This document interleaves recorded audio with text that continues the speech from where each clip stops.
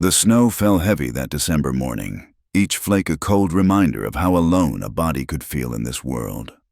Clarissa Hayes stood at the edge of the train depot platform, her thin wool coat doing precious little against the Wyoming wind that cut through the frontier town of Cedar Ridge like a butcher's knife through bone. "Too young," Mrs. Pemberton's shrill voice carried across the platform, meant to be heard. 18 years old and still playing with dolls in her mind. What man would want such a child for a wife? The other women clustered around the ticket window tittered like hens, their bonnets bobbing in agreement. Clarissa pulled her shawl tighter, pretending to study the schedule board, though the tears made the numbers swim before her eyes. "My Harold says she turned down the Whitmore boy last spring," another voice chimed in. "Fool girl, as if she'll get a better offer, plain as she is. Plain, too young, too foolish." The words had followed Clarissa like shadows ever since she'd come of courting age. In a frontier town where girls married at 16 and had babies by 17, her reluctance to accept the first proposal that came her way marked her as peculiar. Damaged goods, some whispered. Too particular for her own good, said others. The truth was simpler and more complex all at once. Clarissa had watched her mother wither away in a loveless marriage, seen how her father's indifference had carved lines of sorrow into her mother's face, deeper than any prairie wind could manage. She'd promised herself she'd wait for something more than convenience, more than settling for the first man who'd have her. But in Cedar Ridge, such notions were luxury few could afford. "Clarissa Hayes!" The station master's voice boomed across the platform. "Package for you." She moved toward the window, aware of every eye upon her. The women parted like the Red Sea, their skirts rustling with disapproval. At the window, old Sam Murphy held out a small parcel wrapped in brown paper. "From your aunt in Missouri," he said, not unkindly. Sam had known her father, had always shown her a gruff sort of courtesy. "Thank you, Mr. Murphy." Her voice came out steadier than she felt. As she turned to leave, Jonas Pike blocked her path. 25, with the kind of good looks that knew it too well, he'd been sniffing around her for months despite her polite refusals. His breath reeked of whiskey, though it wasn't yet noon. "Well now, Miss Clarissa," he drawled, loud enough for the gathered crowd to hear. "Still too good for the likes of us, are you? Please let me pass, Mr. Pike." "Mr. Pike," he mocked, swaying slightly. "So formal for a girl who'll be a spinster before she's 20. You think you're better than us, don't you? Think some prince is gonna ride in and sweep you away?" The women behind him murmured their agreement. Even the men loading freight onto the train had stopped to watch the spectacle. "I think nothing of the sort," Clarissa said quietly. "I simply wish to go home." "Home to what? That empty house your daddy left you? How long you think you can keep that up without a man to provide?" Jonas stepped closer, and she could smell the tobacco on his clothes, see the cruel glint in his pale eyes. "You're already past your prime, girl. Another year or two and won't nobody want you, not even for cooking and cleaning." The laughter that rippled through the crowd cut deeper than the wind. Clarissa felt her cheeks burn despite the cold. She tried to step around Jonas, but he moved with her, a predator enjoying his prey's discomfort. "Maybe she's waiting for one of them Comanche bucks," someone called out. "Heard they like 'em young and stupid." The laughter grew louder, uglier. Clarissa's hands shook as she clutched the package to her chest. She thought of her mother's china shepherdess, the one she'd loved as a child, how it had shattered when her father threw it against the wall in one of his rages. That's what she felt like now, something delicate about to break. "Let her be, Jonas." This from Thomas Garrett, the schoolmaster. "There's no call for such talk." But Jonas was beyond listening, drunk on whiskey and the crowd's approval. He reached out as if to touch her face. "Maybe someone needs to teach little Miss High and Mighty what she's missing. Show her what a real man." Clarissa didn't wait to hear the rest. She shoved past him with a strength born of desperation, his surprised curse following her as she ran. Her boots slipped on the icy platform, but she didn't slow. Behind her, the laughter rang out like gunshots. She ran through the town's main street, past the mercantile where Mr. Henderson merely shook his head at her flight, past the church where Reverend Davis pretended not to see. Her breath came in white puffs that the wind tore away. The package from her aunt fell somewhere between the depot and the edge of town, but she didn't stop to retrieve it. Only when she reached the snow-covered fields beyond Cedar Ridge did she slow, her lungs burning with the cold air. The humiliation burned hotter than any physical pain. Too young, they said, but she felt ancient, worn down by their judgment and scorn. The snow stretched endlessly before her, a white expanse broken only by the dark line of forest in the distance. She'd walked these fields countless times, seeking solace in their silence. Today that silence seemed to mock her. Even the land itself offered no comfort. Her feet carried her forward without conscious thought. The snow grew deeper away from town, reaching past her ankles, soaking through her worn boots. She welcomed the numbness that crept up her legs. Physical discomfort was easier to bear than the weight in her chest. "Ma," she whispered to the empty sky, "you said to wait for love. But what if it never comes? What if they're right and I'm just a fool?" No answer came save the wind's lonely howl. Her mother had been dead 3 winters now. Her father gone the winter after that. The house in town stood empty more often than not. Clarissa taking what work she could find. Mending, washing, helping with harvests. Respectable work for an unmarried woman, but barely enough to keep body and soul together. The clouds hung low and heavy, promising more snow. She should turn back, she knew. But the thought of facing those faces again, of walking past their knowing smirks and whispered judgments, made her stomach clench. She stumbled over something hidden beneath the snow, a fallen branch or rock, and went down hard on her knees. The impact jarred through her whole body. For a moment she stayed there, kneeling in the snow like a penitent, and let the tears come. They froze on her cheeks almost instantly. She was 18 years old and utterly alone in the world. Too young for love, they said, but old enough to feel her heart breaking under the weight of their scorn. Too foolish to accept what was offered, but wise enough to know that a loveless marriage would kill her as surely as it had killed her mother. The wind picked up, driving snow into her face with stinging force. Her shawl, the one her mother had knitted with such care, whipped around her like a living thing. She tried to stand, but her frozen skirts tangled around her legs, heavy with snow. This was how it would end then. Not with the dramatic gesture of throwing herself from some cliff, but simply walking too far into a winter storm, too proud and too hurt to turn back. The thought brought an odd sort of peace. At least the snow would cover her shame along with her body. She managed to rise, swaying like a newborn colt. The world had turned white in all directions. She'd lost sight of town, of the forest line, of anything that might guide her home.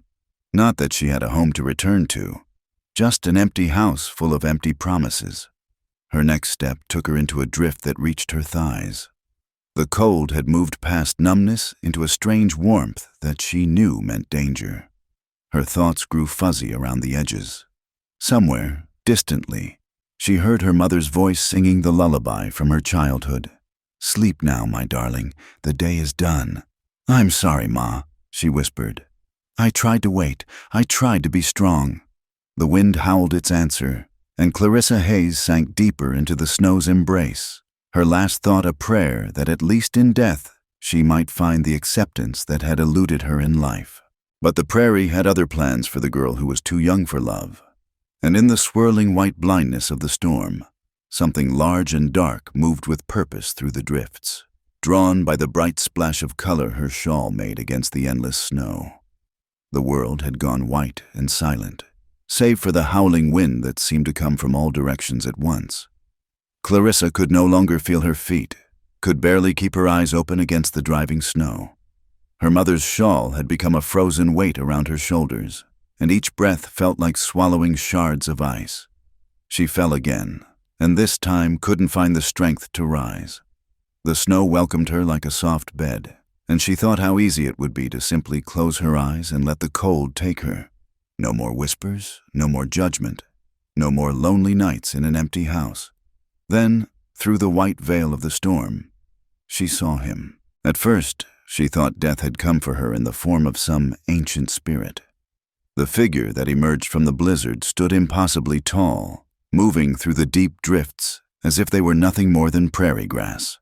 But as he drew closer, she saw he was flesh and blood, A man, though unlike any she'd seen in Cedar Ridge. His chest was bare despite the killing cold, marked with scars that told stories she couldn't read. Dark hair whipped around a face carved from granite, and his eyes, even through her fading vision, she could see they were the deep brown of fertile earth, holding a calmness that seemed to still the very storm around him. A Comanche. The word flickered through her dimming consciousness, carrying with it all the warnings she'd heard since childhood. Savage, dangerous, heathen. But as he knelt beside her in the snow, his movements held a grace that spoke of strength controlled, not wildness unleashed. He said something in a language she didn't understand, his voice deep and resonant like distant thunder. When she didn't respond, couldn't respond, he reached out one large hand toward her face. She should have been terrified, should have screamed if she'd had the strength. Instead, she found herself looking into those earth-brown eyes and seeing something she'd never expected. Recognition. Not of her person, but of her pain, her isolation, the burden of being judged and found wanting. His fingers, warm despite the cold, brushed the frozen tears from her cheeks with surprising gentleness. Then he spotted her shawl, half buried in the snow where it had fallen from her shoulders. The bright blue wool with her mother's careful stitching stood out like a flag against the white. He retrieved it, shaking off the snow with careful movements, as if he understood its value went beyond mere warmth. When he wrapped it around her shoulders, his hands lingered for a moment, ensuring it was secure. The simple act of care, so different from the cruelty she'd fled, broke something inside her. "Please," she whispered, though she wasn't sure what she was asking for. Death? Salvation? Simply to be seen as more than a foolish girl? He studied her for a long moment, then made a decision. Without warning, he scooped her up as easily as she might lift a child's doll. The shock of it, of being held, of being carried, of mattering enough to save, sent the last of her consciousness spinning away into darkness. When awareness returned, it came in fragments. Warmth first, so profound after the cold that it almost hurt. Then the scent of wood smoke and something else. Sage, perhaps, and leather. The sound of wind, but muffled now, held at bay by walls she couldn't yet see. She opened her eyes to find herself in a small shelter, logs chinked with mud and moss. A fire crackled in the center, smoke rising through a hole in the roof. Buffalo robes covered the floor, and she lay wrapped in more furs than she'd ever seen in one place. And there he was, sitting cross-legged by the fire, feeding it small branches with methodical patience. He'd put on a shirt deerskin by the look of it, and his hair was tied back, revealing the strong lines of his profile. He must have sensed her awakening because he turned those remarkable eyes toward her.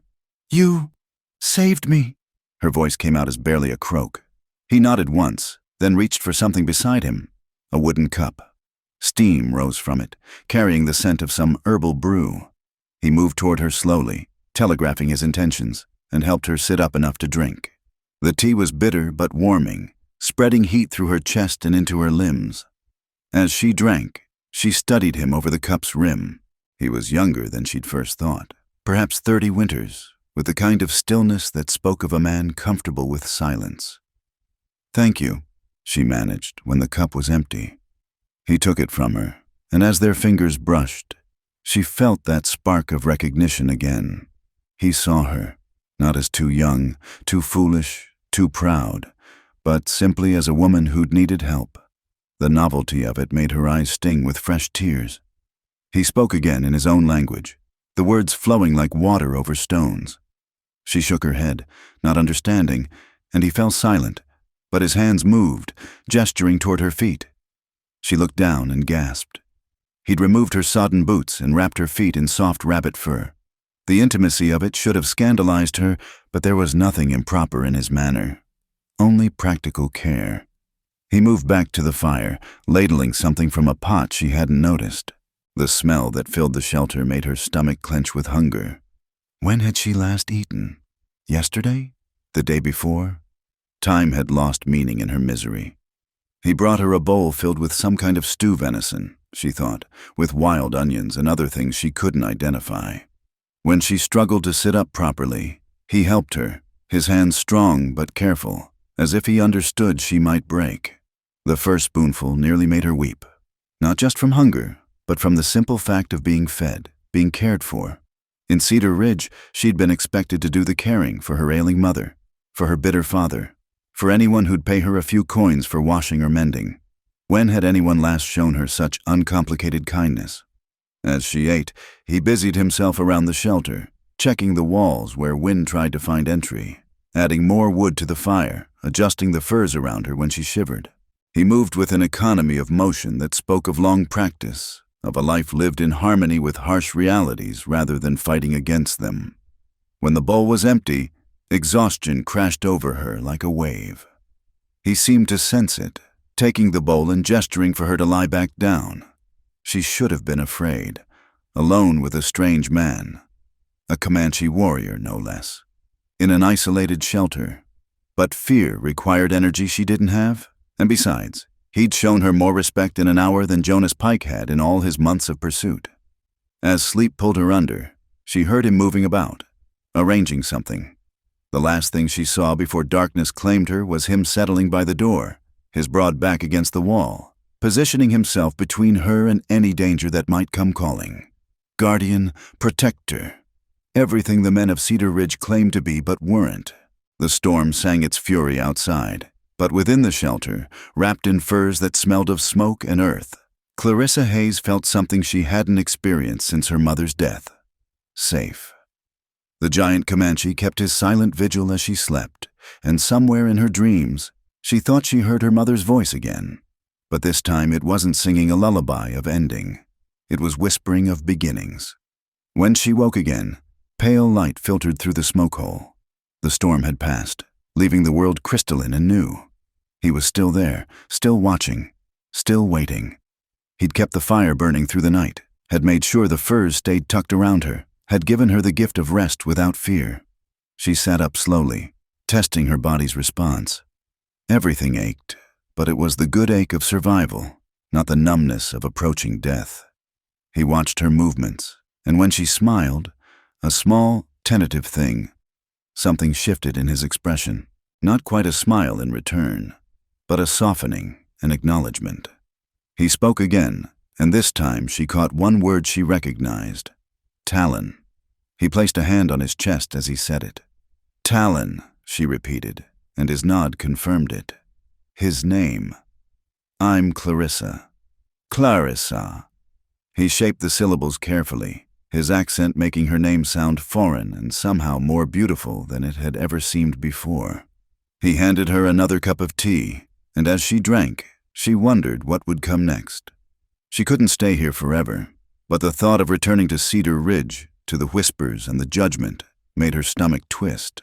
As if reading her thoughts, Talon moved to the door and looked out, then back at her. He said something that might have been a question, gesturing toward what she assumed was the direction of town. I don't know, she admitted, though he couldn't understand her words any more than she could his. They don't want me there. I'm too young, too foolish, too... She trailed off, the words dying in her throat. He studied her for a long moment, then moved back to the fire. With careful deliberation, he picked up a stick and began drawing in the dirt floor. Simple pictures, the sun, moving across the sky. 1 day, 2, 3. He looked up at her, questioning. Stay. Was he asking if she wanted to stay? For 3 days. The propriety of it should have appalled her. An unmarried woman, alone with a man, and a Comanche at that. It would ruin whatever tattered reputation she had left. But then she thought of Jonas's leering face, of Mrs. Pemberton's cutting words, of all the ways Cedar Ridge had already judged and dismissed her. What reputation was left to save? She reached out and took the stick from his hand, their fingers brushing again with that strange electric awareness. Below his 3 sons, she drew 3 more. 6 days. Let them talk. Let them whisper. For 6 days, she would stay where she was seen not as a disappointment or a challenge to be conquered, but simply as a woman worth saving from the storm. Talon nodded once, accepting her decision without question or judgment. Then he stood, tall and powerful in the small space, and reached for a pair of snowshoes hanging on the wall. He gestured to her, then to the shelter, then made a walking motion with his fingers. He was going out, probably to hunt or gather supplies, but she would be safe here. Before he left, he added more wood to the fire and pointed to the pot of stew, making sure she understood food was there if she hungered. Such simple gestures, but they spoke volumes.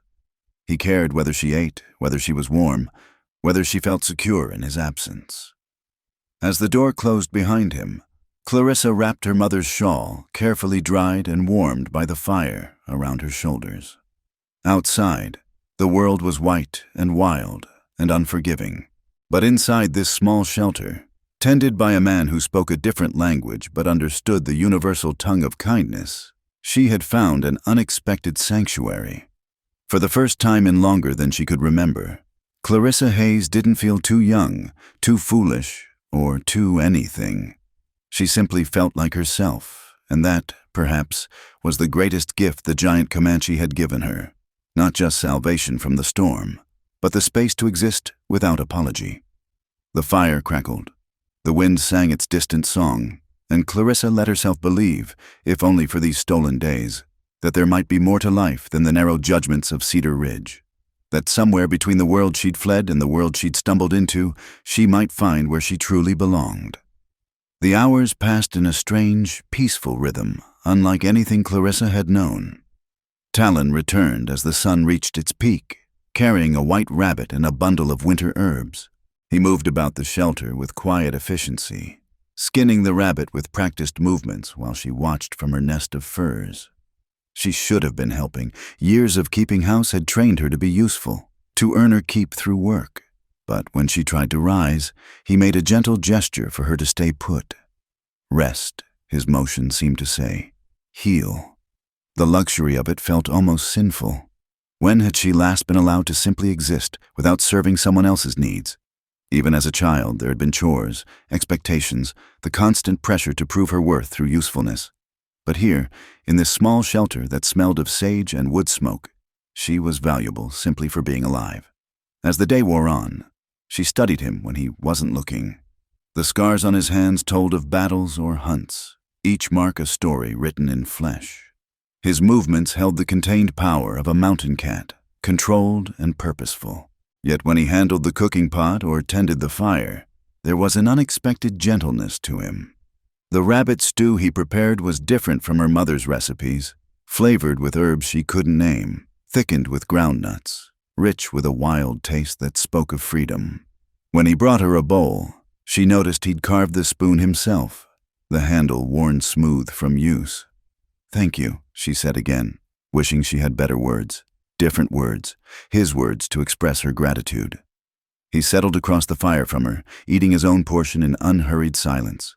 The quiet should have been awkward. In Cedar Ridge, silence meant disapproval or discomfort. But this was different. This was the quiet of two people who didn't need words to fill the space between them. As darkness fell, she grew aware of their isolation in a new way. The impropriety of it struck her afresh, alone with a man, dependent on his charity, with no chaperone or witness to protect her reputation. But reputation required other people to care.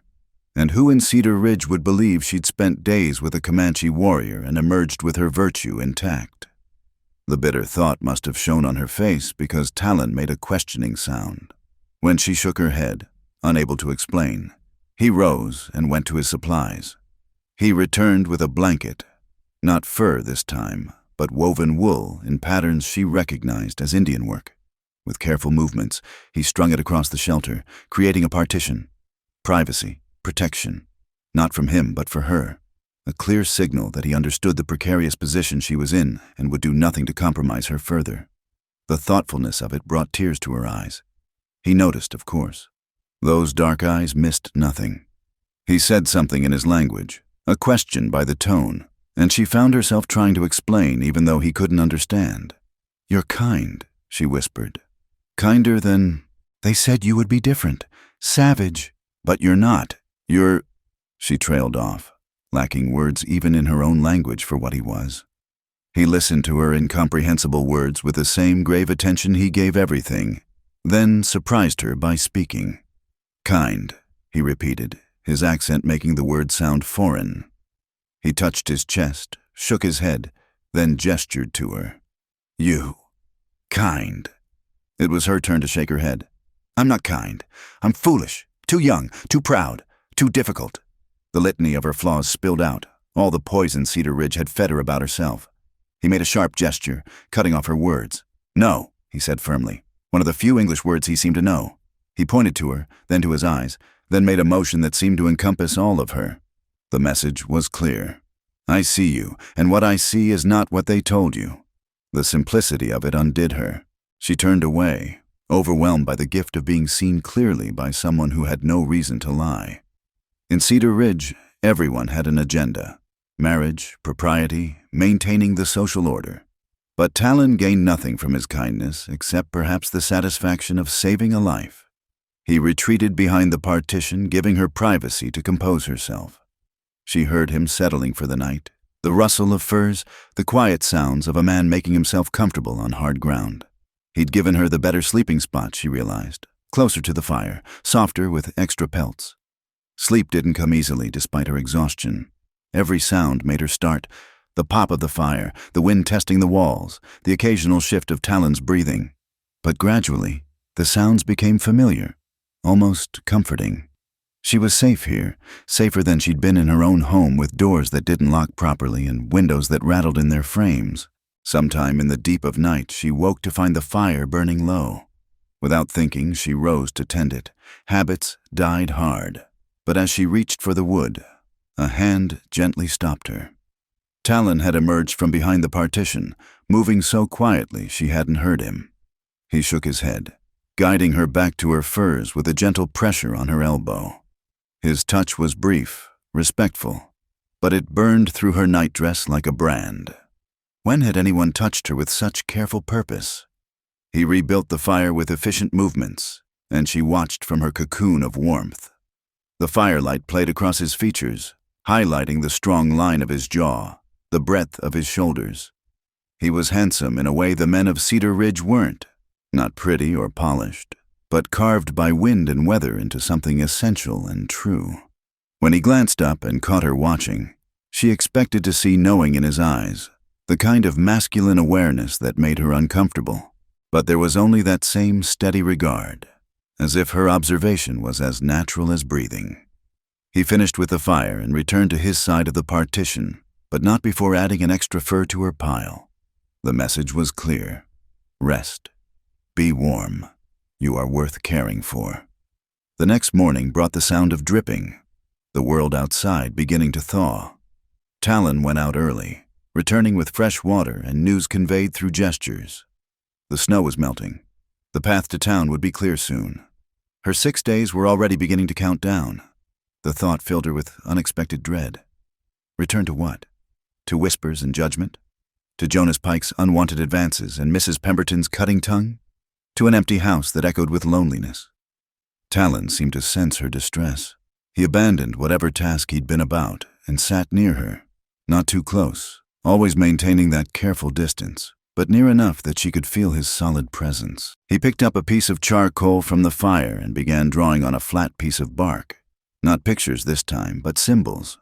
He drew what looked like a bird, then pointed to himself. Next to it, he drew a circle with rays. The sun. He pointed to her. I don't understand, she said, though she was beginning to. He touched the bird symbol, then his chest. Talon, he said. Then he drew more birds, a whole flock of them, and made a sweeping gesture. His people, his clan. The bird was his name's meaning, perhaps, or his family's sign. Then he touched the sun symbol and pointed to her again. Clarissa, he said carefully, then made a gesture that seemed to encompass light, warmth, something bright. Was he saying she was like the sun? The thought was so foreign to her self-perception that she almost laughed.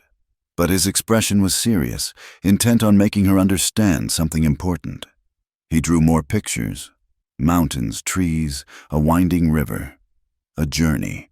Then he pointed to her, to himself, made a walking motion. Was he asking if she wanted to leave with him? The thought should have terrified her. Following a Comanche warrior into the wilderness. Leaving behind everything she'd known. But what was she leaving, really? A town that had already rejected her? a life of whispered disappointments and unfulfilled expectations. Before she could respond, he held up a hand. "Wait," the gesture said. He wasn't asking for an answer now. The 6 sons they'd agreed upon, he would honor that. But he was letting her know there were options beyond Cedar Ridge's narrow boundaries. The day passed in a kind of dream. He taught her simple things: how to bank a fire to last through the night, which herbs made the best tea, how to read the signs of weather in the sky. She taught him words: snow, fire, thank you, and felt absurdly proud when he repeated them in his deep voice. When evening came again, she found herself reluctant to retreat behind the partition. The shelter had begun to feel less like a cage and more like a sanctuary, a place outside the normal rules where she could simply be. Talon seemed to understand. He brought out what looked like a small flute made from bone and began to play. The melody was unlike anything she'd heard in church or at the town's occasional dances, wild and mournful and free all at once. It spoke of vast spaces and star-filled skies, of a life lived in harmony with the land rather than in opposition to it. As the last notes died away, she felt something shift inside her chest. Not love. It was too soon for that, and she was too wary. But possibility.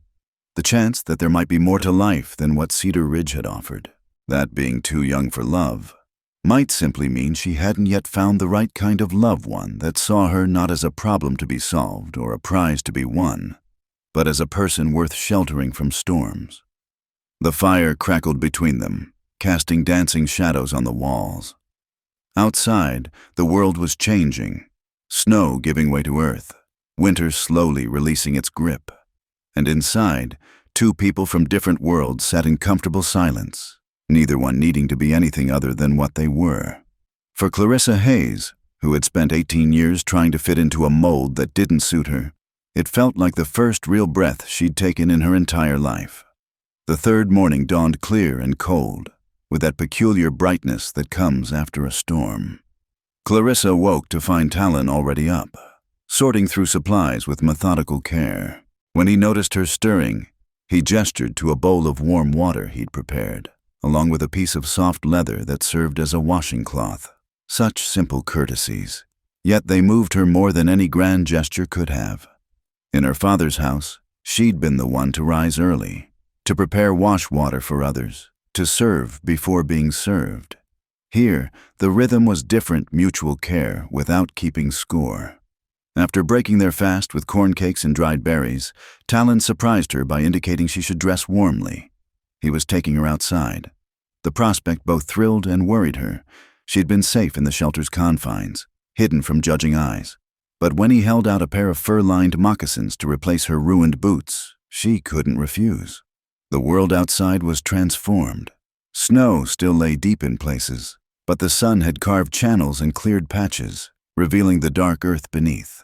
Talon led her a short distance from the shelter to where a natural spring bubbled up, its waters steaming in the cold air.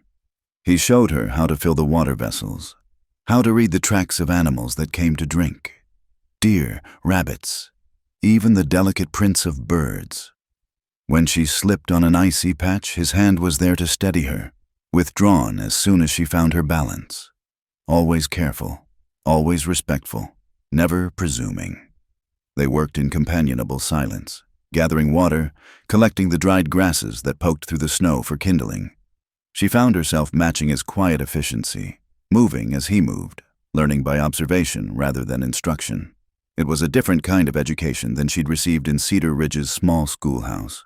Practical, immediate, rooted in survival rather than propriety. When they returned to the shelter, her cheeks were flushed with cold and exertion, but she felt more alive than she had in months. Talon built up the fire while she arranged their gathered supplies, and she realized they'd fallen into a pattern without words, each knowing what needed doing, each trusting the other to do their part. That afternoon, he began teaching her more practical skills: how to mend a tear in hide using sinew and a bone needle, how to identify which plants remained useful even dried and frozen, how to read the sky for weather signs. She was a quick student, her hands remembering the domestic skills her mother had taught her and adapting them to these new materials. When she pricked her finger with the bone needle, drawing blood, He took her hand without hesitation. His touch was clinical as he examined the small wound, but she felt the contact like lightning through her whole body. He produced a salve from his supplies, something that smelled of pine and herbs, and applied it with careful precision. "Thank you," she whispered, the words inadequate for what she felt. He looked up at her then, those dark eyes holding depths she couldn't fathom. "No," he said in his careful English. "Thank you." She didn't understand what he was thanking her for until he gestured around the shelter. She'd been unconsciously homemaking, she realized, arranging things for convenience, keeping the space tidy, adding small touches that made the shelter feel less like a camping spot and more like a dwelling. Even here, even with a man who didn't speak her language, she'd been creating home. That evening, as they shared their meal, she found herself talking. He couldn't understand the words, but he listened with that complete attention he gave everything. She told him about her mother, about the China shepherdess, about watching her parents' marriage dissolve into bitter silence.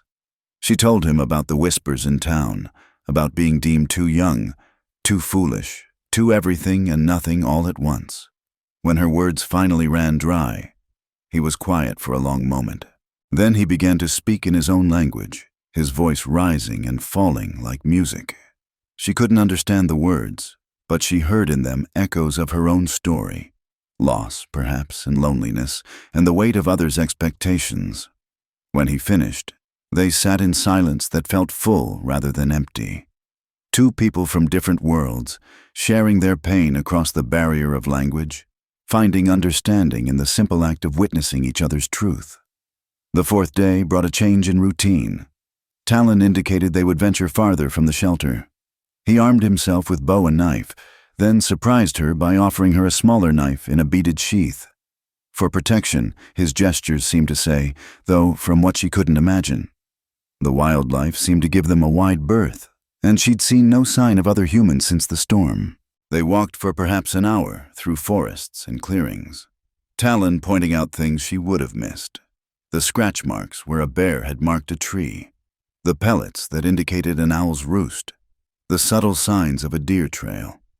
He moved through the landscape like he was part of it, and she tried to copy his quiet steps, though she felt clumsy as a newborn colt beside his grace.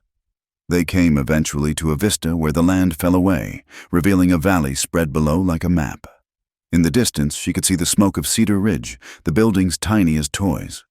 Her stomach clenched at the sight. Talon watched her reaction, then pointed to the town. To her, made a questioning gesture. Did she want to go back? The answer should have been simple. Of course she had to go back. She had a house there, obligations, a life however narrow and disappointing. But standing here in the clean winter air, with the vastness of the world spread before her and this quiet man beside her who asked nothing but gave so much, she found herself shaking her head. "Not yet," she said aloud, though he couldn't understand. "Please, not yet." He nodded as if he'd understood perfectly. Then he pointed to another direction where the mountains rose purple and majestic. He made the bird sign he'd shown her before, then a sweeping gesture. His people were there, somewhere beyond those peaks. The life he'd left behind to winter in this hunting shelter. Would he take her there if she asked? The thought was terrifying and thrilling in equal measure. To leave everything, to step into a world where she knew nothing, understood nothing, where she would be more foreign than she'd ever been in Cedar Ridge. But then, hadn't she always been foreign in her own town? At least with Talon's people, her strangeness would have an explanation. They returned to the shelter as shadows grew long, and she helped him prepare the rabbits he'd snared while they walked. She was getting better with the bone knife, her cuts cleaner, her movements more confident. He nodded approval when she separated the hide without tearing it, a small victory that warmed her more than praise from any Cedar Ridge matron ever had. That night, as they worked on separate tasks, he fletching arrows, she sewing a tear in her skirt with sinew, she found herself humming. It was an old song her mother used to sing, something about lovers separated by a river. She'd forgotten she knew it until the melody spilled from her lips. Talon looked up, his hands stilling on his work. When she stopped, embarrassed, he made a gesture for her to continue. So she did, softly at first, then with more confidence when he seemed to enjoy it. The old words felt different here, charged with new meaning. When she finished, he was quiet for a moment, then began to sing something in his own language. Not the flute this time, but his voice, deep and resonant. She didn't understand the words, but the melody was beautiful, wild and free like the land itself. When he finished, she found her eyes wet with tears she couldn't explain. The 5th day dawned warmer still, the snow melting in earnest now. Puddles formed in the clearing around the shelter, and the sound of dripping was constant. Time was running out on their strange idyll, and they both knew it. Perhaps that was why Talon broke his careful distance that evening. As she struggled to reach something on a high shelf he'd showed her, he came up behind her, his chest barely brushing her back as he retrieved the item. For a moment they stood frozen, her awareness of him complete and overwhelming. His warmth, his scent of leather and sage, the solid strength of him. Then he stepped back, handed her the bundle of herbs she'd been reaching for, and returned to his side of the shelter. But something had shifted between them. Some invisible barrier worn thin by days of proximity and care. That night, she lay awake long after he'd retreated behind the partition. Tomorrow would be the 6th day. After that, she had to decide, return to Cedar Ridge and try to rebuild some semblance of a life, or step into the unknown with a man whose language she didn't speak, but whose heart she was beginning to understand. The choice should have been obvious. Everything she'd been taught, every rule of proper behavior, demanded she return to town. A white woman didn't run off with an Indian warrior. It simply wasn't done. The scandal would be beyond redemption. But lying there in the dark, listening to his quiet breathing beyond the partition, she thought perhaps being beyond redemption might be its own kind of freedom. In Cedar Ridge, she would always be the girl who was too young for love, too proud to settle, too difficult to wed. With Talon, she could be something new, something undefined by others' expectations. The thought terrified her, but for the first time in her life, the terror was mixed with hope. Outside, an owl called across the darkness, and somewhere in the distance, its mate answered. Even the wild creatures weren't alone, she thought. Even they found their match across the vast wilderness. She pulled her mother's shawl closer around her shoulders and closed her eyes. Tomorrow would bring choices that would shape the rest of her life. But tonight, she was safe and warm and, strangest of all, content. For a girl who'd been told she was too young for love, it was more than she'd ever dared hope for. The 6th day would dawn soon enough. But for now, in the quiet darkness with the sound of melting snow and a good man's breathing beyond the partition, Clarissa Hayes allowed herself to simply be. Tomorrow's choices could wait for tomorrow's courage. Tonight she had found something she hadn't even known she was searching for, the possibility of a different kind of life, where being too young was not a flaw to be corrected, but simply part of who she was, accepted and sheltered like everything else about her that the world had tried to change. The owl called again, and this time she smiled into the darkness. Even wild things found their home eventually. Perhaps she could too. The 6th day arrived with a brittle sunshine that made the melting snow gleam like scattered diamonds. Clarissa woke with a heavy heart, knowing their agreed-upon time had come to an end. When she emerged from behind her partition, she found Talon already preparing for a journey, but not alone. He had laid out winter clothing for her, practical and warm, and was packing supplies into 2 bundles rather than 1. He looked up as she approached, and in his dark eyes she saw the question he wouldn't voice. He gestured to the bundles, to the door, then to the direction of town. But he'd prepared for 2 possibilities, she realized. 2 bundles meant he would go with her, whatever she decided. "We need supplies," she said softly, understanding. Even if she chose to stay longer, they would need things from town. Flour, salt, ammunition. The practicalities of survival demanded interaction with the world she'd fled. He nodded, seeming to understand her tone if not her words. As they prepared to leave the shelter, she noticed how he carefully banked the fire, secured the door, left everything ready for return. This place wasn't abandoned. It was waiting. The journey to Cedar Ridge took longer than her desperate flight through the storm. The paths were muddy with snowmelt, treacherous with hidden ice. Talon walked ahead, testing the ground, occasionally reaching back to help her over difficult passages. Each time their hands met, that spark of connection flared brighter. As they neared town, Clarissa's steps grew slower. The familiar buildings came into view. The church steeple, the mercantile's false front, the depot where her humiliation had begun. Talon noticed her reluctance and stopped, turning to face her fully. He said something in his language, then tried in English. "I, with you." The simple declaration nearly undid her. He would walk into that town with her, face whatever came, because she needed to go. When had anyone ever stood beside her that way? They entered Cedar Ridge from the east, avoiding the main street at first, but there was no hiding their presence. A woman drawing water stopped mid-pull, her mouth falling open. Children playing in the muddy street ran inside, calling for their mothers. By the time they reached Henderson's mercantile, half the town seemed to be watching from windows and doorways. Talon walked beside her, neither ahead nor behind, his presence solid and unashamed. He'd put on his best shirt for the journey, decorated with beadwork that caught the light, and wore his knife openly at his belt. Not a threat, but a statement. He was who he was, and he would not pretend otherwise. The bell above Henderson's door chimed as they entered. The store was empty of customers, but Clarissa could feel the weight of eyes from the street. Mr. Henderson himself stood behind the counter, his expression cycling through surprise, concern, and calculation. "Miss Hayes," he said carefully, that is, folks have been worried. You disappeared in the storm." "I was rescued," she said simply.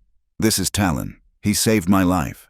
"Tom," Henderson's gaze flicked to the Comanche warrior, taking in his size, his scars, his calm demeanor. "I see. And now we need supplies." She pulled out the small purse she'd brought. Coins saved from months of washing and mending. "Flour, salt, coffee if you have it."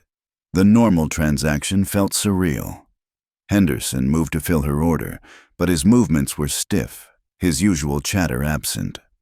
The silence stretched until the bell chimed again. Jonas Pike stood in the doorway, flanked by 2 other young men from town. His face was flushed, whether from drink or anger, she couldn't tell. Maybe both. Well, he drawled. "Look what the storm washed back, and with a savage in tow." He spat the word like a curse. Talon didn't react to the insult, though Clarissa knew he understood the tone if not the word. He simply shifted slightly, placing himself between her and Jonas without seeming to move at all. "We're just buying supplies, mister." "Pike," Clarissa said, proud that her voice didn't shake. "Supplies for what?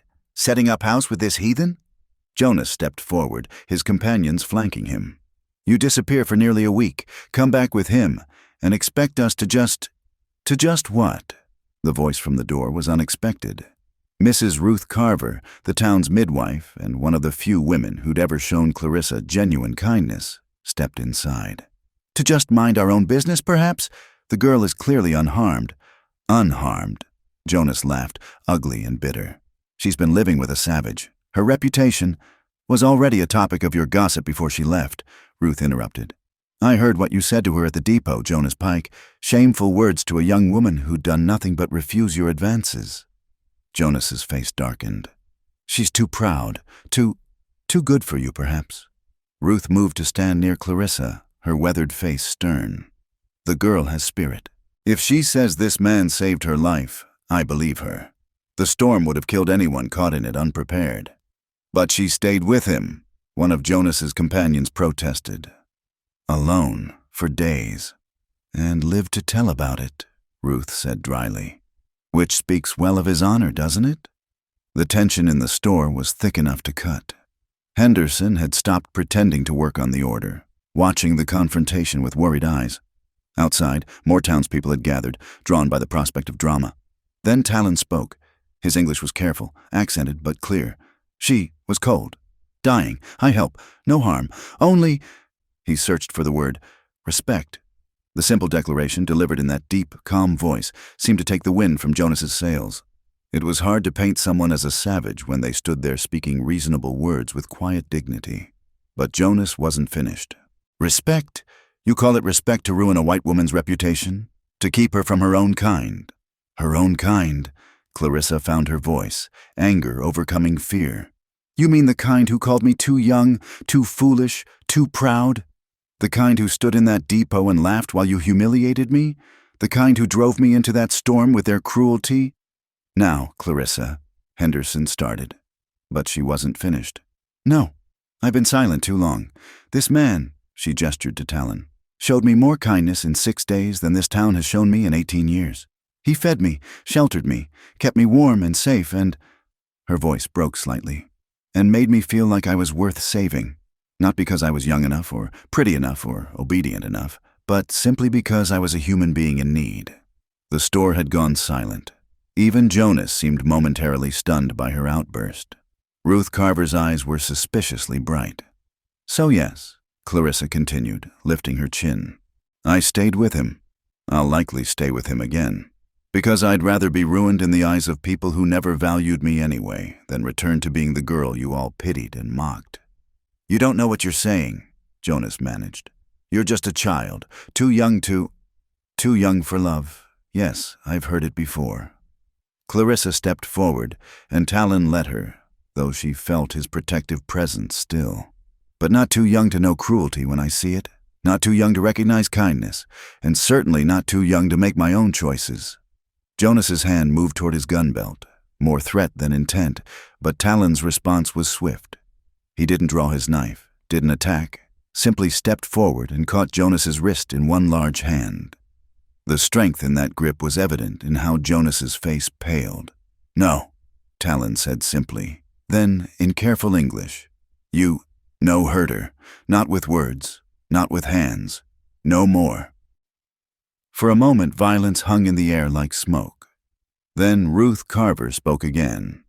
I think Mr. Pike and his friends were just leaving. Weren't you boys? Something in her tone. The authority of a woman who'd brought half the town into the world and could still wield that history like a weapon, made Jonas step back. Talon released his wrist immediately. No lingering threat, just calm certainty. This isn't over, Jonas muttered, but he was already backing toward the door. His companions followed, unwilling to face down the midwife's disapproval and the Comanche's steady gaze. When they were gone, Henderson quickly finished filling the order, charging a fair price despite the drama. Ruth helped carry the supplies to the door, then surprised Clarissa by embracing her quickly. You've got courage, girl, she whispered. More than they know what to do with. Don't let them take it from you. As they left the store, Clarissa became aware of the crowd outside. Some faces showed disapproval, others curiosity. A few, mostly women, something that might have been understanding. She walked through them with her head high, Talon beside her, neither of them hurrying or hesitating. At the edge of town, she turned back once. Cedar Ridge looked smaller somehow, less imposing than it had seemed all her life. It was just a collection of buildings housing people who were as lost and searching as she was. Only they'd forgotten to keep looking for something better. Your choice, Talon said quietly beside her.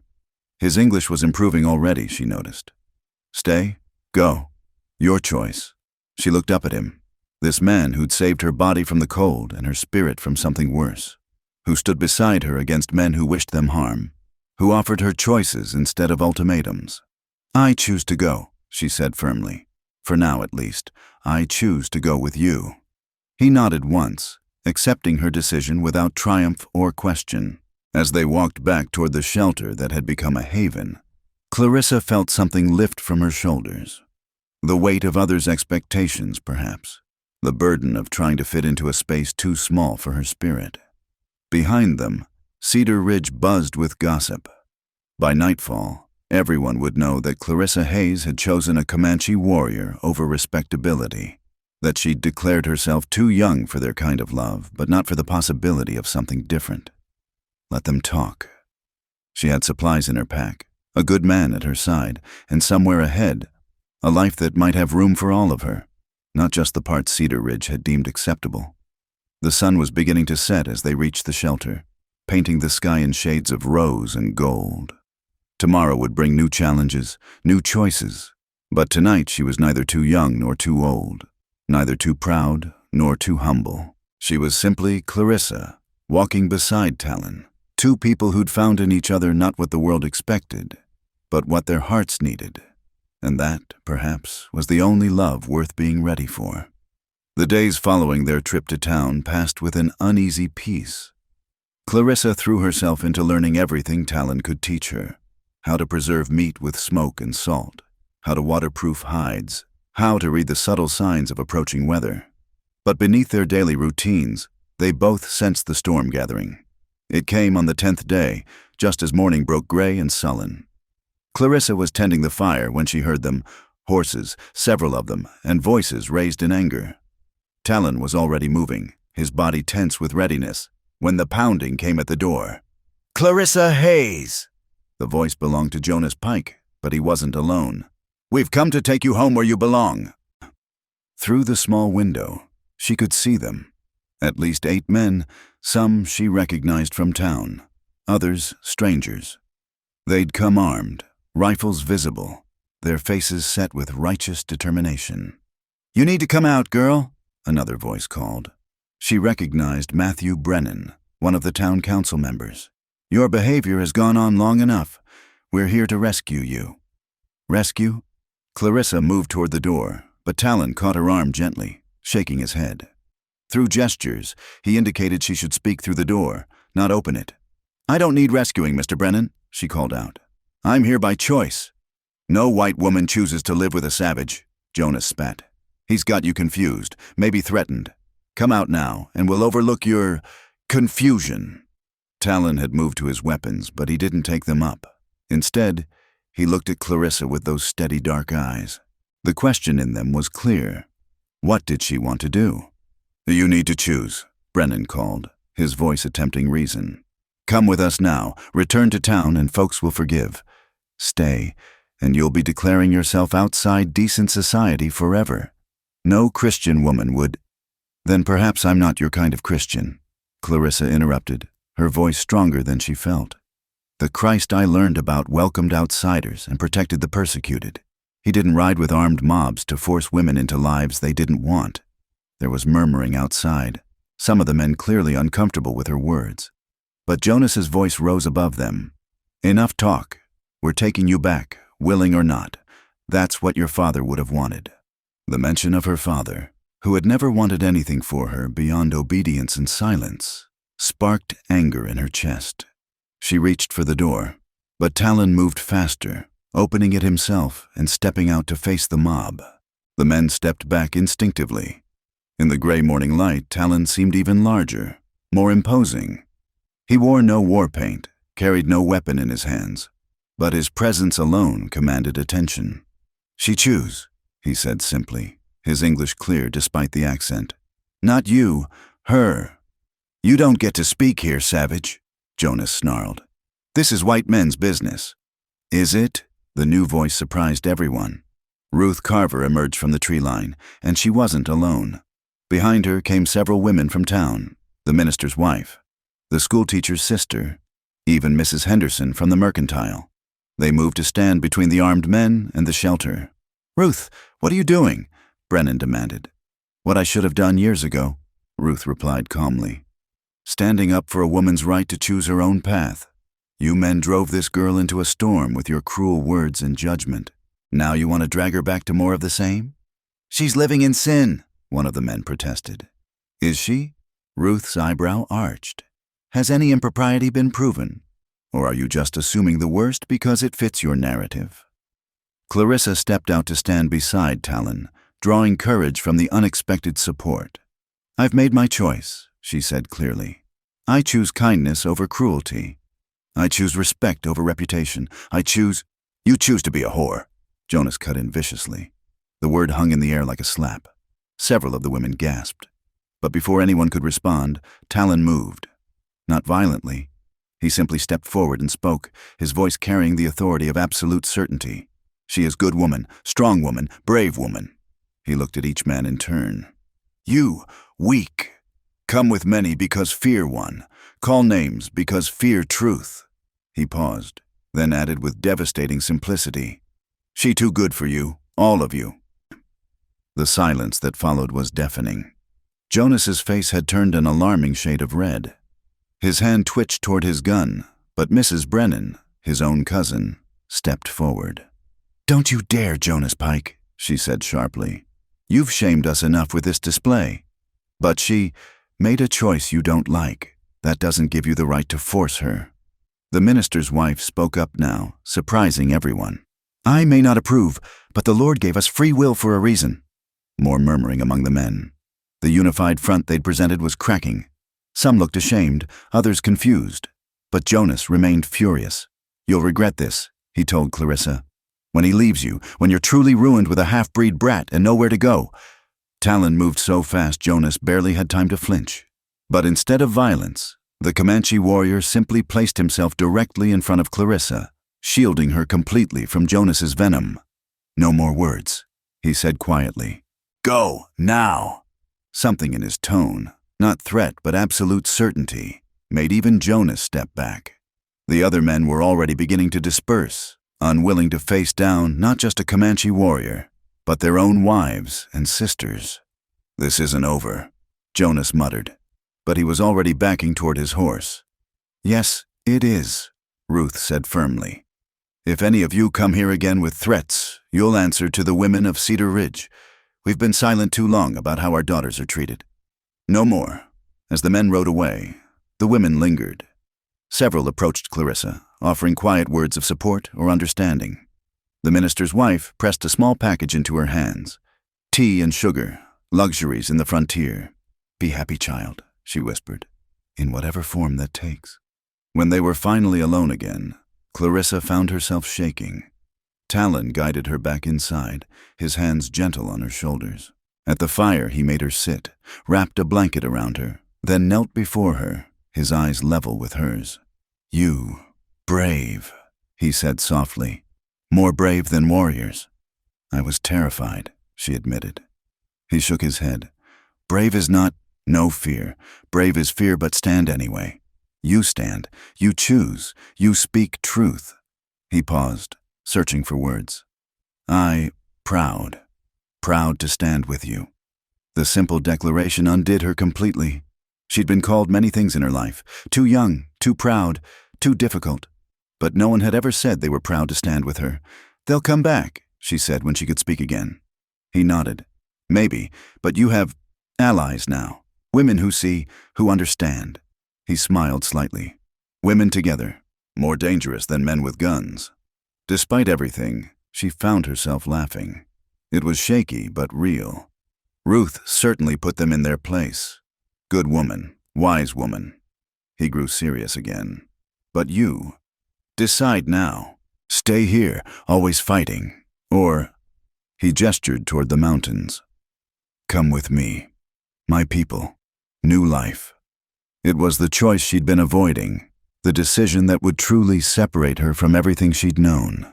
Stay near Cedar Ridge and fight for acceptance that might never come. Or leave entirely. Step into a world she didn't understand but that had already shown her more kindness than her own. "If I come with you," she said slowly, "what would I be to your people? To you?" He considered the question carefully, taking his time to find the right words. "First, guest, protected. Learn our ways. Then," he met her eyes, "you choose, always choose. Stay, go, be, friend, be, more. Your choice. And if they don't accept me, your people?" "Some not," he admitted. "Like here, but some will. My mother, she like you, strong women who speak truth." He smiled. "My sister too. She also too young for marriage, everyone say, but she wait, she choose, like you." The parallels made Clarissa's throat tight. Perhaps every culture had its expectations, its pressures. But at least with Talon's people, she would be foreign, expected to be different. Here, she was supposed to fit in and couldn't. "When?" she asked. "When you ready. Tomorrow, next moon, next season." He touched her hand briefly. "No force, no hurry. You choose when. I wait." The patience in that offer, the complete lack of pressure, decided her. All her life, she'd been rushed. To grow up, to marry, to settle, to accept. Here was someone willing to let her move at her own pace. 3 days, she said. "Give me 3 days to prepare, to gather what I want to take. Then we go." He nodded. accepting her timeline without question. 3 days. I teach you words, my language. Help you. Prepare. As the day wore on and they returned to their routines, Clarissa felt a strange peace settle over her. The confrontation had crystallized something she'd been struggling to understand. She wasn't too young for love. She'd simply been looking for it in the wrong place. Love wasn't Jonas Pike's possessive anger or Cedar Ridge's conditional acceptance. It wasn't even, she realized, what she might or might not feel for Talon. Love was Ruth Carver standing up to armed men. Love was women she barely knew risking their own reputations to support her choice. Love was Talon's patient presence, his willingness to let her choose her own path, and perhaps, just perhaps, love was having the courage to choose herself first, to walk away from a life that didn't fit towards something unknown, but full of possibility. 3 days. Then she would discover what lay beyond the mountains, beyond the narrow boundaries of who Cedar Ridge had decided she could be. It was terrifying. It was exhilarating. For the first time in her 18 years, Clarissa Hayes felt exactly the right age for the adventure ahead. The second night of their 3-day preparation was shattered by the sound of approaching hoofbeats. But this time it was only one horse, riding hard. Talon was already at the window, weapon in hand, when the rider called out, "Miss Clarissa, it's Ruth Carver. I need to warn you." Talon opened the door cautiously. Ruth sat atop her old mare, her face flushed with urgency despite the cold night air.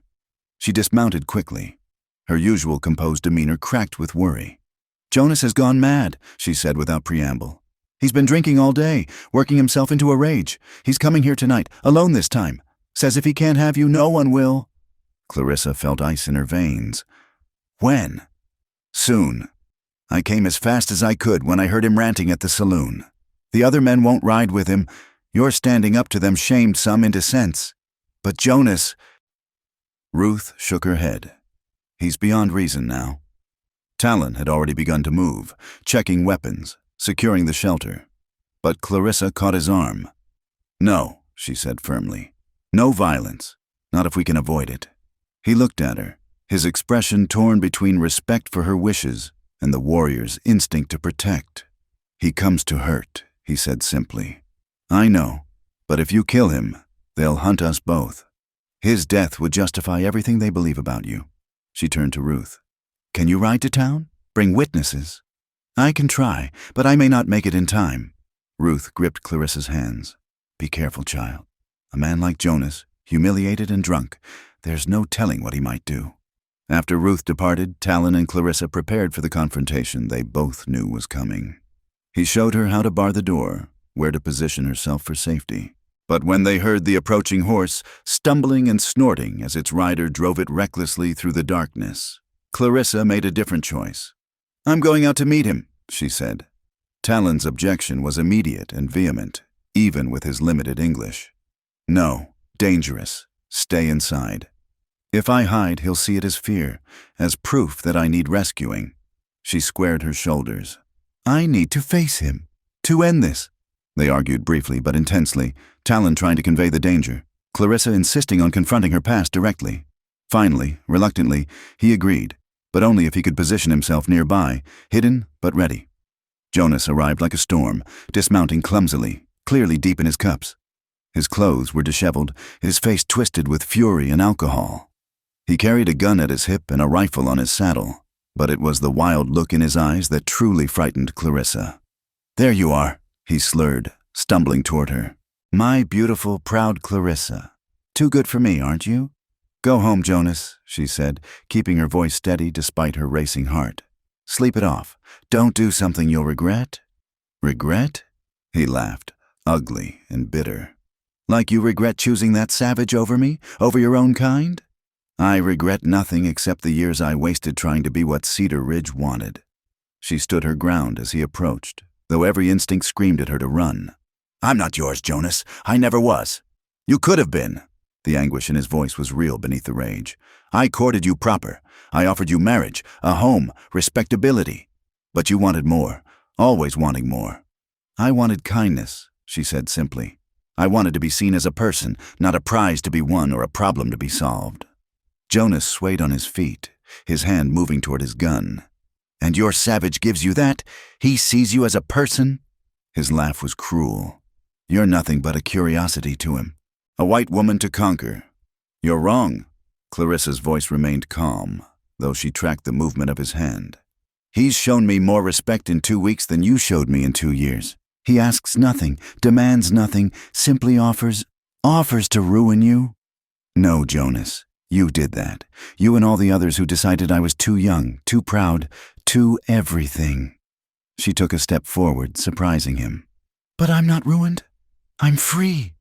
The words seemed to enrage him further. His hand closed on his gun butt. Free, I'll show you free.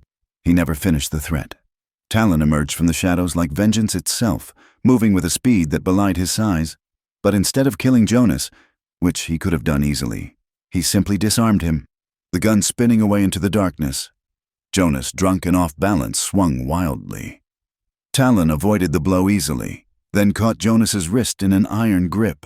The two men stood frozen for a moment, Jonas's rage meeting Talon's implacable calm. You don't deserve her, Jonas snarled. No, Talon agreed, surprising everyone. But she choose, not you, not me, her choice. The simple words seemed to deflate Jonas. He sagged in Talon's grip, the fight going out of him as quickly as it had come. When Talon released him, he fell to his knees in the mud. Why? Jonas looked up at Clarissa, and for the first time, she saw past the arrogance to the genuine bewilderment beneath. What does he have that I don't? Clarissa knelt in front of him, heedless of her skirts in the mud. He sees me, Jonas. Not what he wants me to be, not what he thinks I should be, just me. I could have... No, she said gently but firmly. You couldn't, because you never wanted me, Jonas. You wanted the idea of me, the conquest, the pretty young wife to show off. But you never once asked what I wanted. Jonas's shoulders shook, whether from cold, drink, or emotion. She couldn't tell. I loved you, he said brokenly. You love the thought of owning me. There's a difference. She stood, stepping back. Go home, Jonas. Find someone who wants what you're offering, but leave me to find my own way. For a moment, she thought he might accept it. Then his face hardened again, pride reasserting itself. He struggled to his feet, glaring at Talon. This isn't over. When she realizes what she's lost, when you tire of her and cast her aside, Jonas Pike! Ruth Carver's voice cracked like a whip. She rode into the clearing, and behind her came others. Not just women this time, but men too. Thomas Garrett, the schoolmaster, Reverend Davis, even Matthew Brennan. That's enough, son, Brennan said wearily. You've shamed yourself in the town enough for one night. Jonas looked around wildly, realizing he was outnumbered and outmaneuvered. You're all fools. She's choosing a savage over her own people. She's choosing her own path, Reverend Davis said quietly. As is her right. Judge not, Jonas, lest ye be judged. Thomas Garrett moved to help Jonas to his horse. Come on, let's get you home before you do something that can't be undone. As they prepared to leave, Ruth approached Clarissa. Are you sure, child? Once you leave with him, there may be no coming back. Clarissa looked at Talon, who stood quietly nearby, letting her handle her own battles, but ready to support her if needed. Then she looked at the assembled townspeople, some who'd come to help, others just to witness the drama. I've never been more sure of anything, she said clearly. I know you don't understand. Maybe you think I'm too young to make this choice, but I'd rather make my own mistakes than live someone else's life. Ruth studied her for a long moment, then nodded. Then go with my blessing at least, and know that not all of Cedar Ridge condemns you. The Reverend stepped forward. If you would like, that is, if you want God's blessing on your union, however unconventional. Clarissa felt tears prick her eyes. Thank you, but Talon's people have their own ceremonies. We'll honor both traditions when the time comes. When the time comes. Ruth's eyebrow arched. So you're not... No, Clarissa said firmly. Despite what Jonas believes, Talon has been nothing but honorable. We go as companions first. The rest will come when it comes. There were murmurs of surprise and perhaps approval from some of the women. Even in choosing scandal, Clarissa was maintaining some proprieties. As the group prepared to depart, Thomas Garrett approached Talon. Take care of her, he said simply. She's got a rare spirit. Don't let it be dimmed. Talon nodded solemnly. I protect, not change. She is like wildflower, beautiful because free. The poetic words, delivered in halting English, seemed to move several of the women. As the townspeople rode away, Jonas slumped over his saddle. Clarissa heard one whisper to another, maybe she's not too young after all. When they were alone again, Clarissa found herself shaking. The confrontation had taken more from her than she'd realized. Talon guided her inside, his hand warm on her back. You were right, she said as he helped her sit by the fire. I was in danger. But you face it, he said. Stand strong, speak truth. Now, finished. He not come back. How can you be sure? Talon considered his words carefully. He broken now, pride broken, must heal or become small. Either way, no more danger to you. She thought about Jonas's face when she'd knelt before him, the moment when she'd seen past his bluster to the confused boy beneath. I hope he heals, she said softly. I hope he finds someone who wants what he offers. You kind, Talon said, even to enemy. He's not my enemy, he's just lost, like I was. She looked up at him, like I might still be if you hadn't found me in that storm. Talon knelt before her, his dark eyes serious. Not found. You find yourself. I just give warm place to do it. The simple wisdom of his words, the complete lack of any claim to her transformation, filled her with an emotion too large to name. She reached out, touching his face gently, feeling the warmth of his skin, the slight roughness of his jaw. Tomorrow, she said softly. One more day to prepare, and then we begin. He caught her hand, pressed it briefly to his cheek, then released it. Tomorrow, he agreed. New path, together, but you choose steps. That night, Clarissa lay awake thinking about all that had transpired. Jonas's gun spinning into darkness, the townspeople coming to her aid, Ruth's blessing and the Reverend's offer, Thomas Garrett's quiet support. She'd thought leaving would mean cutting all ties, burning every bridge. But perhaps some connections would remain, thin threads linking her old life to her new one. Not everyone in Cedar Ridge had failed her. Some had simply been trapped by their own fears, their own narrow paths. Tomorrow she would pack the last of her belongings, her mother's shawl, a few precious books, the china shepherdess she'd retrieved from the ruins of her childhood. Small things to carry into an uncertain future. But tonight, listening to Talon's quiet movements as he secured the shelter one last time, she felt the fear that had driven her into the storm finally begin to ease. She wasn't too young for love. She wasn't too proud or too difficult or too anything. She was simply Clarissa, choosing her own path at last. And on that path, she'd found something she hadn't even known she was looking for. Not just love, though that might come, but the freedom to discover who she truly was. The wind sang outside, but it no longer sounded lonely. It sounded like possibility, like adventure, like a life stretched wide before her. Tomorrow would bring the first steps of that journey. Tonight she was exactly where she needed to be. The morning of departure dawned crystal clear, the sky a brilliant blue that seemed to stretch forever. Clarissa stood outside the shelter that had been her sanctuary, her few possessions packed and ready. The china shepherdess was wrapped carefully in cloth, nestled between her mother's shawl and her father's old Bible, not because she was particularly religious, but because it contained the record of her family, her roots that she would carry into her new life. Talon had risen before dawn, preparing for their journey with methodical care. 2 horses waited, her gentle mare retrieved from town and his painted stallion. He'd crafted a special carrier for her belongings, understanding without words what these items meant to her. As she took one last look at the shelter, she heard approaching riders.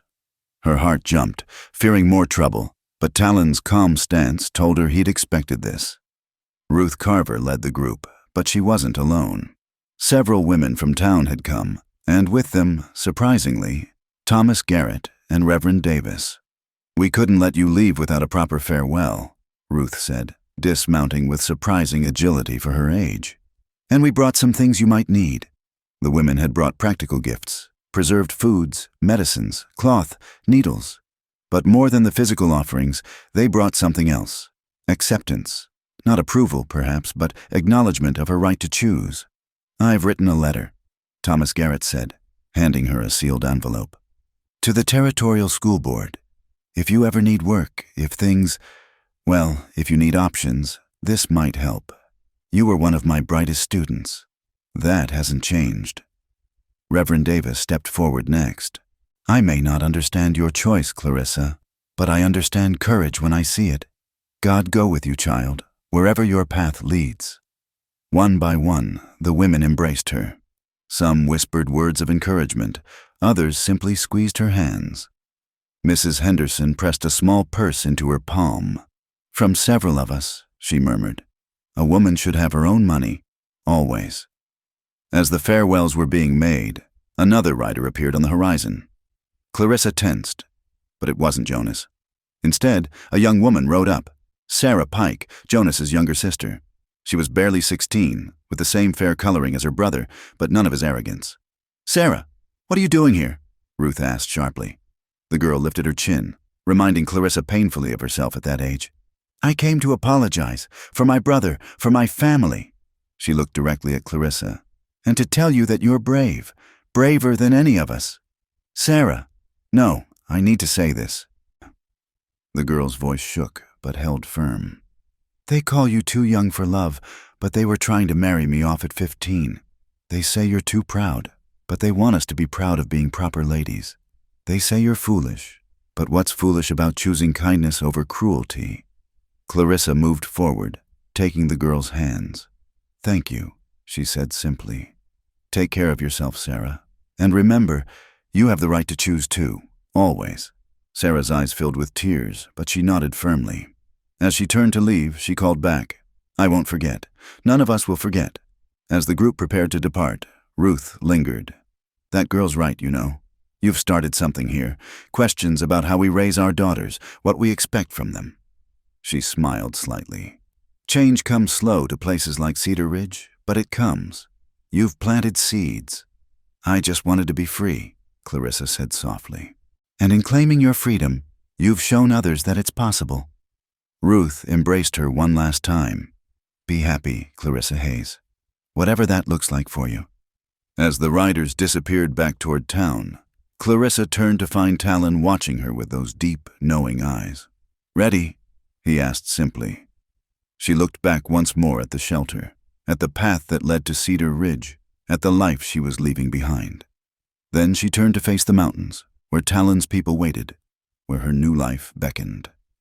I'm ready. They mounted their horses and began to ride. The sun climbed higher, warming the land, melting the last of the snow.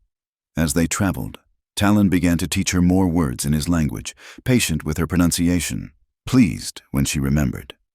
At midday, they stopped by a stream to rest the horses. As Clarissa knelt to drink, she caught her reflection in the water. The face looking back at her was familiar, yet different. Still young, yes, but no longer uncertain.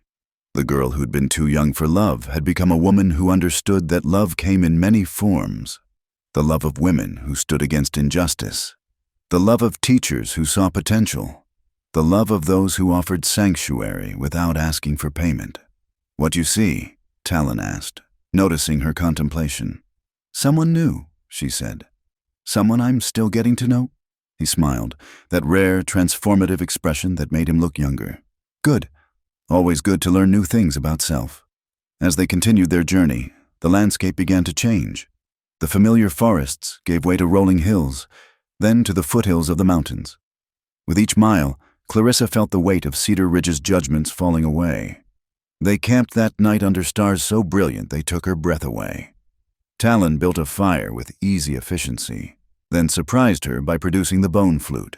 The melody he played was different this time. Not mournful, but hopeful, speaking of journeys begun and destinations yet to be discovered. Tell me about your people, she said when the music faded. What should I expect? He considered carefully, searching for words. Some welcome, some not, like everywhere. But my mother, she's strong woman. Like you, she understand. My sister too, others. He shrugged. Time will show. And us? The question slipped out before she could stop it. What are we to each other? He was quiet for so long she thought he wouldn't answer. Then, now, friends, traveling companions, learning each other, He met her eyes across the fire. Later, you choose. Always you choose. I wait, patient like mountain. The simplicity of it, the complete lack of pressure or expectation, made her eyes burn with grateful tears. What if I choose to just be friends? To live with your people but not as your woman? Then friend, honored friend. Protected, respected. Your choice. He paused, then added with slight humor. My mother may be disappointed. She want grandchildren, but she understand choice too. Clarissa laughed, the sound carrying across the empty land. No promises about grandchildren. No promises needed, only truth, only choice made free. They talked late into the night, or rather, she talked and he listened, interjecting occasional questions or comments. She told him about her childhood, her parents, her dreams that had seemed too large for Cedar Ridge to hold. He shared what he could in his improving English, painting pictures of a life lived in harmony with the land, of extended families and seasonal movements, of challenges and joys she could barely imagine. When she finally lay down to sleep, wrapped in warm furs under the vast sky, she felt a peace she'd never known. Not the peace of endings, but of beginnings. Not the peace of safety, but of accepted risk. The next days blended together in a rhythm of travel and discovery. They crossed streams swollen with snowmelt, navigated narrow passes, descended into valleys where spring was already painting the world green. Talon was a patient teacher, showing her how to read the land, how to move with it rather than against it. On the fourth day, they met other travelers, a group of Talon's people heading to trade. Clarissa tensed, but Talon's presence and quick explanations in his language seemed to satisfy them. One older woman studied her intently, then said something that made Talon smile. What did she say? Clarissa asked. She say you have good spirit, strong but not hard, like young tree that bends but not breaks. It wasn't universal acceptance, but it was a beginning. On the seventh day of travel, as they crested a final ridge, Talon pointed ahead. In the valley below, Clarissa could see the encampment. Not the scattered teepees she'd imagined, but an organized community. Smoke rising from multiple fires, people moving about their daily tasks, children playing, horses grazing. My people, Talon said simply. Your people too, if you choose.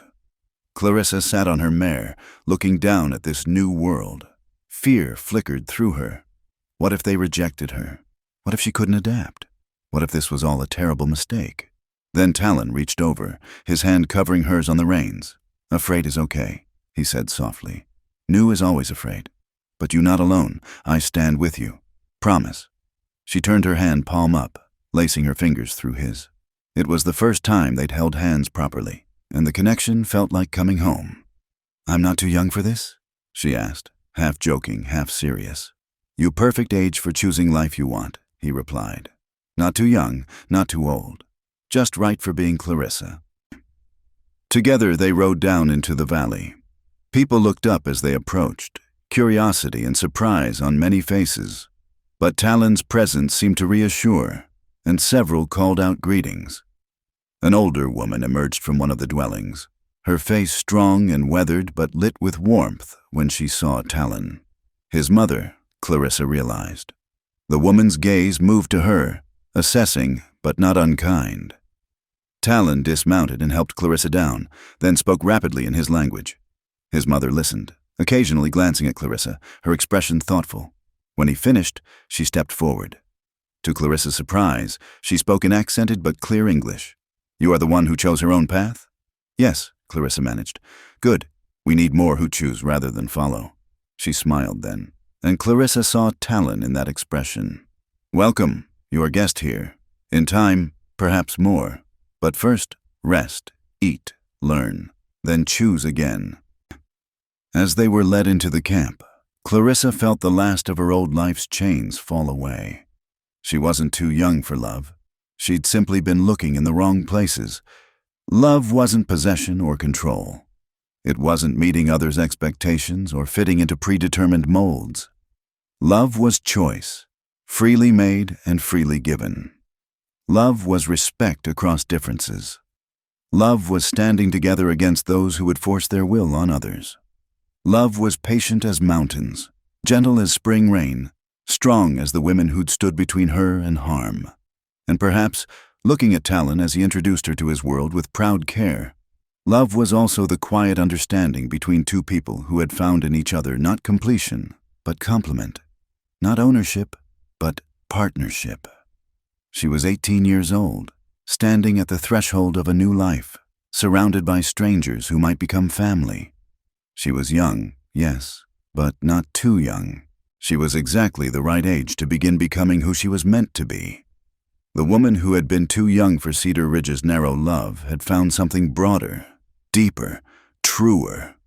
And in choosing it, she had finally, fully, chosen herself. As the sun set over the mountains, painting the sky in shades of rose and gold, Clarissa Hayes took her first steps into her new life. Behind her lay judgment and confinement. Ahead lay challenge and possibility. She was ready for both. Thank you for listening to this story of love, courage, and choosing one's own path in the Wild West. Where are you enjoying this tale from? Please subscribe to the From Wild West channel and share your thoughts about Clarissa and Talon's journey. Your comments and locations help us connect as a community of story lovers across the world.